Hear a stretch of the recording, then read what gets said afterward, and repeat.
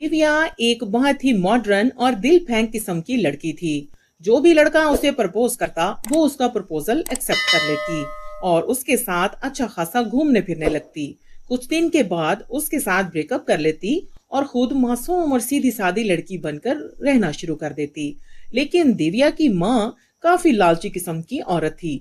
वो भी उसे इस सब करने से मना नहीं करती थी।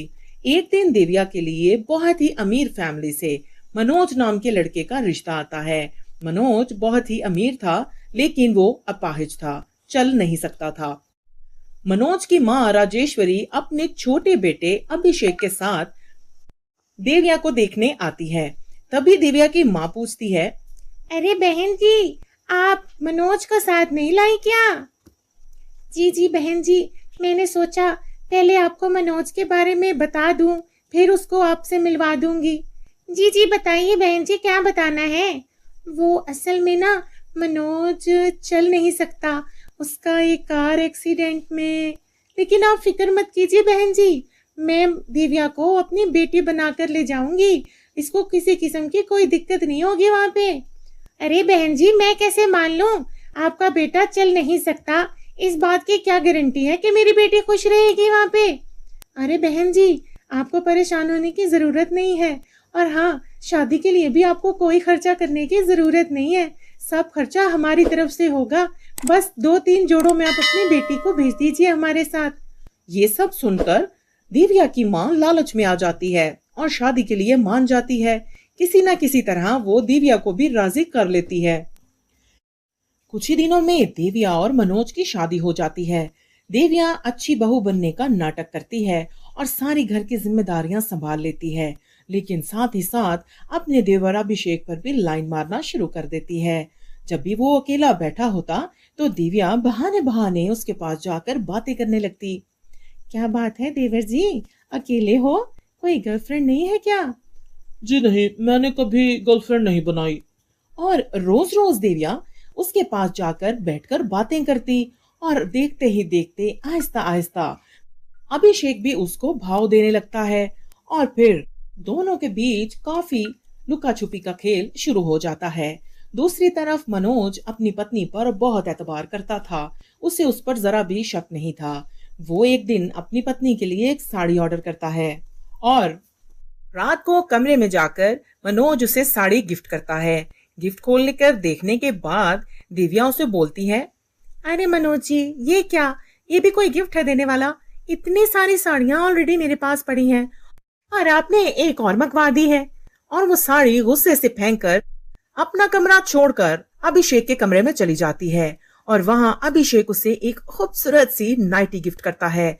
वो जब उसे खोलकर देखती है तो कहती है, ओह माय गॉड अभिषेक, कितनी सुंदर है ना ये नाइटी। हो। तभी देविया जल्दी से जाकर वो नाइटी पहन आती है और बहुत ही सेक्सी लगती है।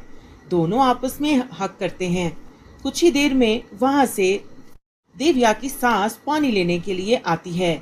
वो अभिषेक के कमरे के बाहर से गुजरती है कि उसे वहां पर बातों की आवाज आती है। वो कमरे में देखने के लिए जाती है और तभी जल्दी से अभिषेक कमरे से बाहर आ जाता है। अरे बेटा, कौन है कमरे में? किससे बातें कर रहा है तू? ये बहू अभी तक तेरे कमरे में क्या कर रही है? अरे नहीं नहीं माँ, मैं तो फोन पर बात कर रहा था, तुम्हें कोई गलतफहमी हो गई है। तभी उसकी माँ कमरे में जाकर देखती है और वहां देविया नहीं होती।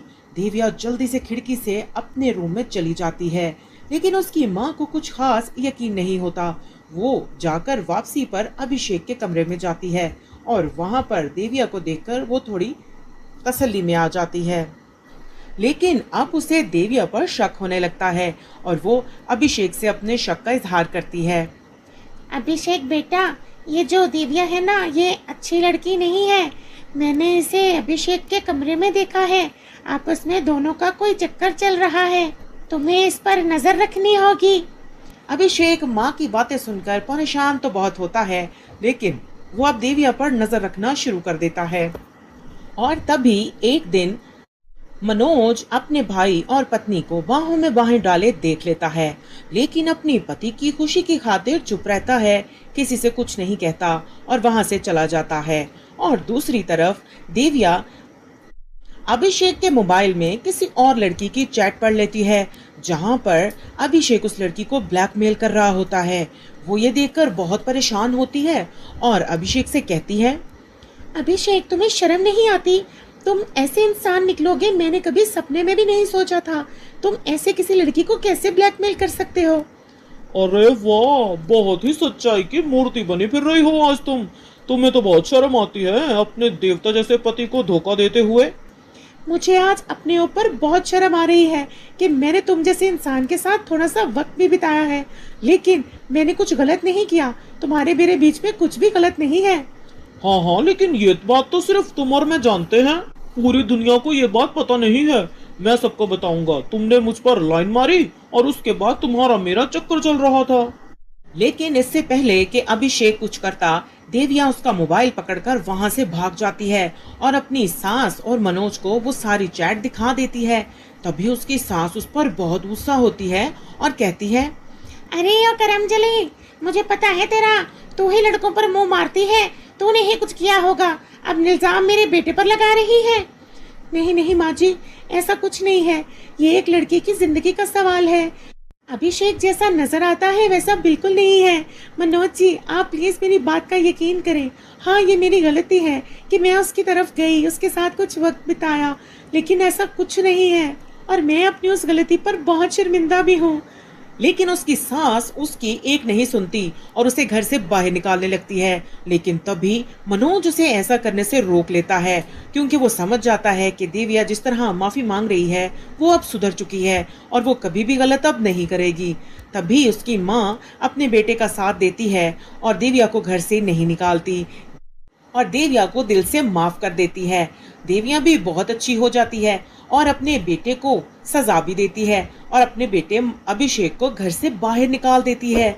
उसके बाद देविया मनोज की दिल से सेवा करती है और देखते ही देखते मनोज बिल्कुल ठीक हो जाता है, अपने पैरों पर चलने लगता है और सब परिवार हंसी खुशी रहने लगता है।